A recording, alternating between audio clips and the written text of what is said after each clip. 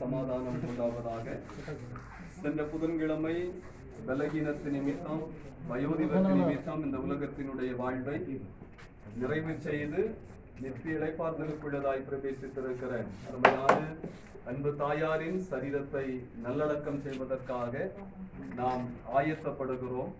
தம்மத்துக்கோணம் CSI திருச்சபை வழக்கத்தின்படி நாம் இங்கு ஜெபித்து திருச்சபையிலே சென்று அடக்க ஆராதனை நிகழ்வை நாம் சுருக்கமாக நிறைவேற்றி நம்பிக்கையின் தோட்டத்திலே நல்லடக்கம் செய்ய இருக்கிறோம்.